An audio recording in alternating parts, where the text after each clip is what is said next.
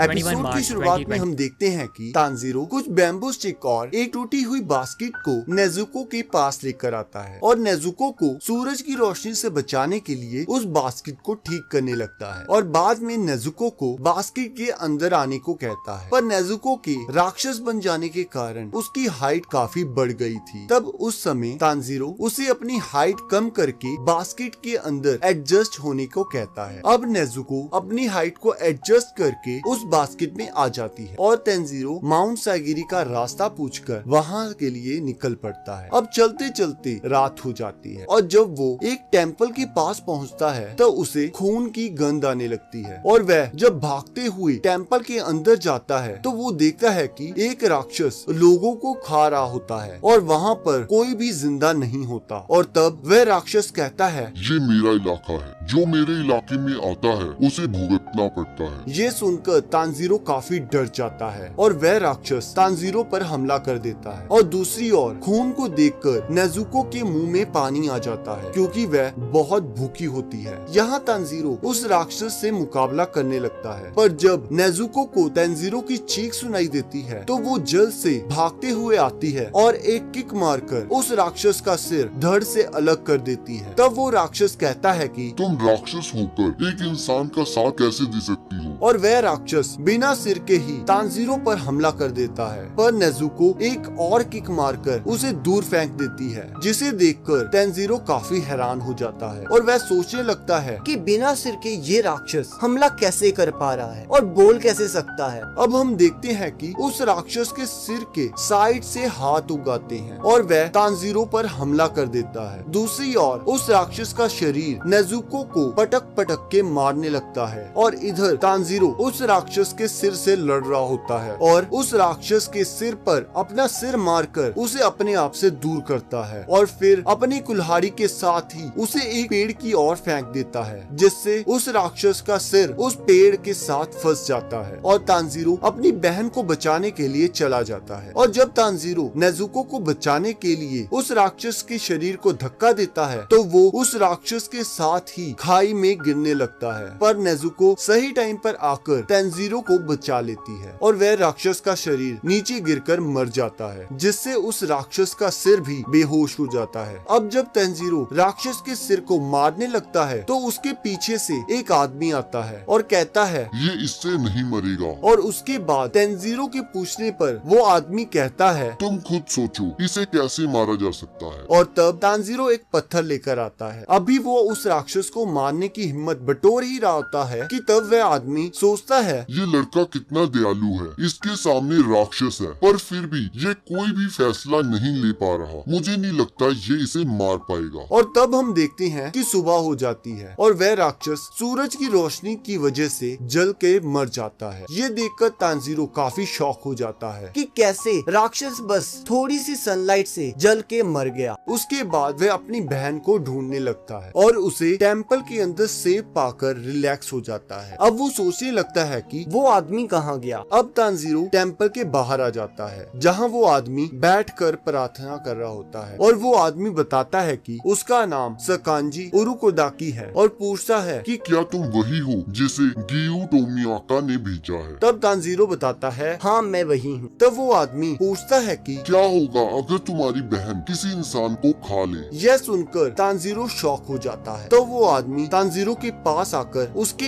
एक थप्पड़ मार देता है और कहता है, तुम डिसीजन लेने में बहुत स्लो हो, इसलिए तुम उस राक्षस को सुबह होने से पहले नहीं मार सकी। तुम्हें पता है तो मेरे इतने सिंपल सवाल का जवाब क्यों नहीं दे पाए? तो मैं बताता हूँ, क्योंकि तुम्हारा संकल्प बहुत कमजोर है। तुम दो चीजें कर सकते हो अगर तुम्हारी बहन किसी इंसान को खा लेती है। पहला तो तुम उसे मार दो और खुद भी मर जाओ, और दूसरा कि तुम ऐसा कभी होने ही ना दो। क्या तुम्हें समझ आ गया? तो तानजीरो कहता है हाँ। तो वो आदमी कहता है, चलो ठीक है, मैं तुम्हारा टेस्ट लूंगा कि तुम डेमन स्लेयर कॉर्प्स के मेंबर बनने के लिए सही हो या नहीं। चलो अपनी बहन को उठाओ और मेरे साथ चलो। अब दोनों भागते भागते उस आदमी के घर पहुंच जाते हैं और तब वह आदमी तानजीरो को कहता है कि तुम्हारे टेस्ट के लिए हमें पहाड़ पर जाना होगा और मैं वादा करता हूँ जब तक तुम वापस आओगी तब तक मैं तुम्हारी बहन का ध्यान रखूंगा। उसके बाद दोनों पहाड़ की ओर निकल जाते हैं जहाँ बहुत ज्यादा अंधेरा होता है और सांस लेने में भी मुश्किल हो रही होती है। तब वह आदमी तांजीरो को कहता है कि तुम्हें सुबह होने से पहले मेरे घर के पास पहुँचना होगा, वो भी अकेले। ये कहकर वह आदमी धुंध में कहीं गायब हो जाता है। पहले तो तांजीरो को लगता है कि मैं आसानी से उस आदमी की स्मेल से रास्ता पता कर लूंगा और वो पहाड़ से उतरना शुरू कर देता है, पर तभी वह एक ट्रैप में फंस जाता है। तब उसे समझ आता है कि असली टेस्ट ये है, उसे इन सभी ट्रैप्स को पार करके सुबह तक नीचे पहुंच जाना है। और वो बड़ी मुश्किल से सभी ट्रैप्स को पार करते हुए आखिरकार उस आदमी के घर पहुंच जाता है। इस बीच उसे बहुत चोटें आई होती हैं। ये देखकर वह आदमी कहता है आज से तुम मेरे शिष्य हो। तो इसी के साथ सेकंड एपिसोड खत्म हो जाता है। बाकी अगले एपिसोड को देखने के लिए आपकी स्क्रीन पर एक वीडियो आ रही हो, आप उस पर क्लिक करके अगले एपिसोड को देख सकते हो।